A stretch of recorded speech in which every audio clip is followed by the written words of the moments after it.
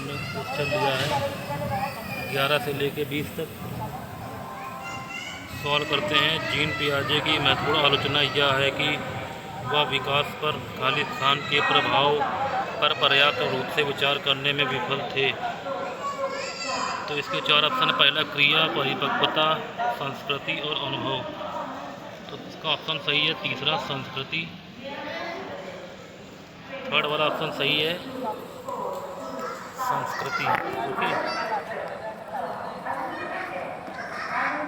इसका ये देख सकते हैं आप लोग, इसका स्क्रीनशॉट ले लीजिए। इसका सॉल्यूशन जो है इसका आप ले सकते हैं स्क्रीनशॉट। 12वां देखते हैं। निम्नलिखित में से कौन सा एक सही सुमेलित युग्म है? पहला, सामाजिक अनुबंध उन्मुखीकरण। दूसरों की धारणा पर ध्यान। दूसरा, दंड और आज्ञाकारिता उन्मुखीकरण, बुरे परिणामों से बचाव। तीसरा, अच्छा लड़का अच्छी लड़की उन्मुखीकरण, अधिक से अधिक संख्याओं के लिए सबसे अच्छा।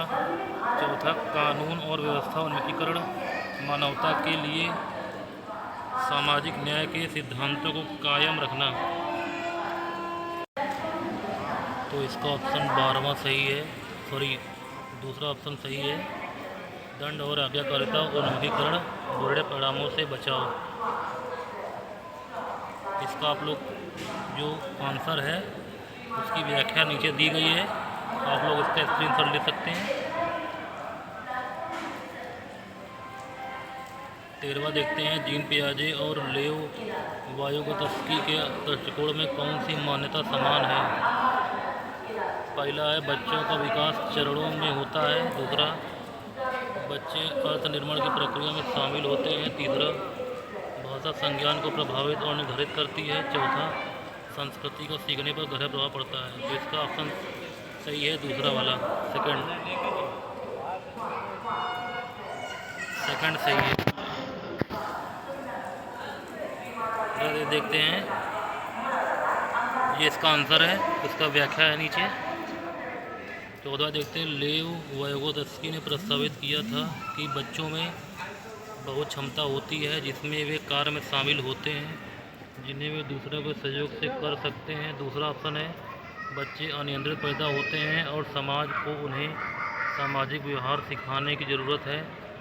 तीसरा है, बच्चों की सोच वयस्कों में मात्रात्मक रूप से भिन्न होती है। चौथा है, बच्चों की सोच वयस्कों में से गुणात्मक रूप से भिन्न होती है। तो इसका आंसर हो गया पहला। सही उत्तर क्या है? पहला, फर्स्ट वाला। ये इसकी व्याख्या नीचे दी गई है, देखिए आंसर 14 नीचे, इसको आप लोग देख सकते हैं। क्वेश्चन 15 है, अभिकथन ए, बुद्धि परीक्षण और विस्तृत अवलोकन के संचालन का उद्देश्य बच्चों की विशिष्ट आयाम और क्षमताओं में तुलना करना होना चाहिए।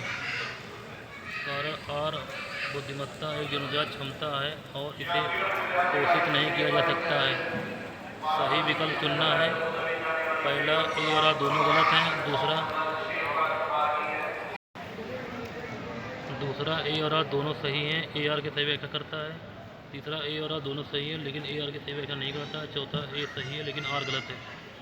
15 का आंसर सही हो जाएगा पहला, ए और आर दोनों गलत हैं, ये फर्स्ट वाला। 16वां देखते हैं। एक शिक्षिका जो अपने माध्यमिक स्कूल की कक्षा में सचल रूप से जेंडर के वैज्ञानिकों के उदाहरण लेती है, कोशिश कर रही है कि वे पहला, जेंडर स्थिरता का निर्माण करें। दूसरा, जेंडर रूढ़ियों को तोड़े। तीसरा, जेंडर भेदभाव को मजबूत करे। चौथा, जेंडर पहचान को सक्षम करे। इस प्रश्न का उत्तर दो, जेंडर रूढ़ियों को तोड़े सही है, सेकंड वाला। 17वां है, निम्नलिखित में से कथनों को पढ़िए। अभिकथन ए है, सभी लड़कियां मेहनती और ईमानदार होती हैं जबकि लड़के बुद्धिमान और उदार होते हैं। कथन आर है, दो विशिष्ट जैविक मस्तिष्क लड़कियों और लड़कों से शारीरिक और संज्ञानात्मक कौशल के साथ साथ व्यक्तित्व और स्वभाव में सभी मतभेदों का उत्पादन करते हैं। तो इसका ऑप्शन सही हो जाएगा 17 का पहला, ए और आर दोनों गलत हैं। 18वां देखते हैं। विद्यार्थियों के सीखने की प्राथमिकताओं में व्यक्तिगत भिन्नताओं को किस रूप में देखा जाना चाहिए? तो इसका पहला ऑप्शन सही, विविधता का समान चित्रण, ये फर्स्ट वाला। आगे देखते हैं 19वां। वह आकलन जो किसी विद्यार्थी के प्राप्त अंकों को अन्य विद्यार्थियों के औसत प्रदर्शन की तुलना करने के लिए किया जाता है खलित सन कहलाता है। चौथा सही है मानक संदर्भित। अभी देखते हैं कक्षा आकलन के बारे में निम्नलिखित में से कौन सा कथन सही है। इसका ऑप्शन सही हो जाएगा 20 का तीसरा, फर्स्ट और सेकंड।